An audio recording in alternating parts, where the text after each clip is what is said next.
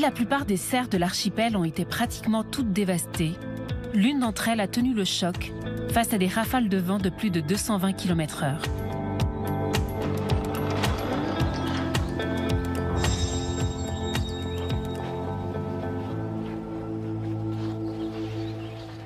C'est résistant. La preuve, c'est qu'après le cyclone Chido qui a dévasté l'île, on s'aperçoit quand même que tout a tenu, à part quelques panneaux qui se sont envolés. Donc globalement, c'est quand même une réussite. Bon, il y a quelques impacts, mais les productions ne sont pas couchées, les arbres n'ont pas souffert. Généralement, les serres, c'est des abris assez légers, en plastique, en feuilles de plastique. Là, on a quand même de la ferraille et des ancrages très massifs dans le sol.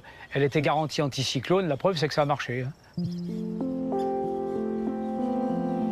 Installées en mars 2024, ces serres photovoltaïques, réputées anticycloniques, permettent de produire de l'électricité grâce à ces panneaux, tout en protégeant les cultures des intempéries. L'objectif, si vous voulez, c'est de trouver des productions qui acceptent l'ombre, un peu d'ombre, et qui soient exploitables sur l'île de Mayotte, où il y a une demande très forte en produits agricoles. Un pied comme ça de banane, il faut compter 9 à 12 mois pour avoir un fruit. Bon, là, il arrive bientôt à maturité. D'ici quelques semaines, on pourra récolter le régime. Bon, c'est de la banane Cavendish qui a été importée en plan in vitro et qui a été acclimatée à Mayotte. C'est une production qui est très prisée à Mayotte. Il y a une grande demande de bananes. Les serres de Pierre Bobet, réparties sur 5000 m², ont aussi un autre atout. Donc là, vous avez la retenue d'eau. C'est un réservoir de 2000 m3. Toute l'eau de pluie est collectée. Il faut savoir, comme il y a 1,5 hectare de toiture, ça représente des volumes non négligeables. L'eau dans ce pays, et surtout dans l'agriculture, c'est quand même vital.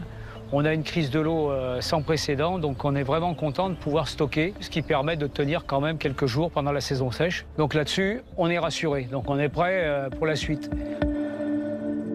Très bien. Bonjour à tous et à toutes. Premièrement, je voudrais lancer un message, si je l'ai fait maintes et maintes fois, de solidarité à l'égard des collègues de Mayotte et Madame Avis, que j'ai connu davantage son papa. Ça fait plus de 20 ans que je travaille avec Mayotte, à la fois en présentiel et distanciel. Donc toujours un message de solidarité, parce que les plaies ne sont pas toujours pensées à Mayotte. Il est important qu'on soit tous là, non seulement dans la solidarité mentale, morale, mais aussi dans l'action. Alors, pour revenir à votre question sur les serres de Pierre Bobet, oui, je connais ce projet très bien, puisque j'ai beaucoup échangé avec Pierre Bobet à l'initiative de ce projet. Est-ce qu'on peut faire partout pareil à Mayotte? Vous savez, c'est un coût, ça demande une certaine technicité, ça demande du foncier, ça demande de l'eau. Il y a plusieurs éléments clés qu'il a cités. On ne peut pas non plus artificialiser tout le milieu. Il y a quand même une tradition forte à Mayotte, et c'est ce qu'on appelle le jardin mahorais. Le jardin mahorais, c'est actuellement plus de 95% de la surface. Ce sont des systèmes multi-espèces qui participent non seulement à l'alimentation de Mayotte, mais participent à d'autres fonctions qui sont importantes.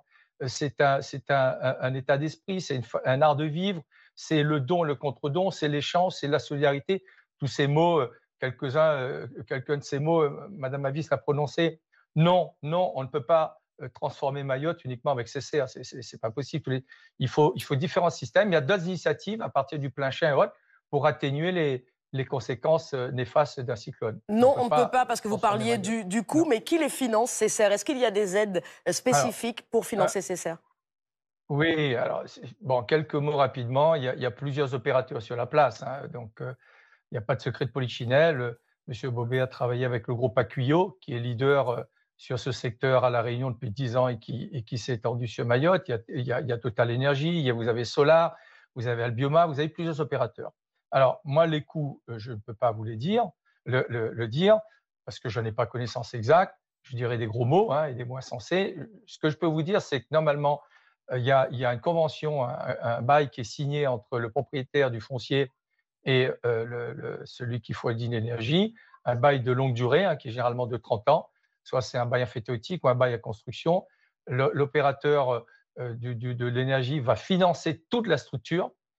Dans le bail, il est quelquefois prévu qu'il donne une indemnité annuelle à l'agriculteur, et il est tenu aujourd'hui, il y a une loi qui est sortie en 2024, il est tenu à ce qu'il y ait au moins 40% de la surface foncière qui soit couverte uniquement par les CA. Très Il ne bien. faut pas oublier que c'est un projet agrivoltaïque. On doit pouvoir produire dessous. Il y a même aussi une obligation maintenant, pas par le législateur, mais plutôt morale, c'est que l'opérateur doit accompagner celui qui met à disposition du Très bien. foncier, l'accompagner dans son projet agricole.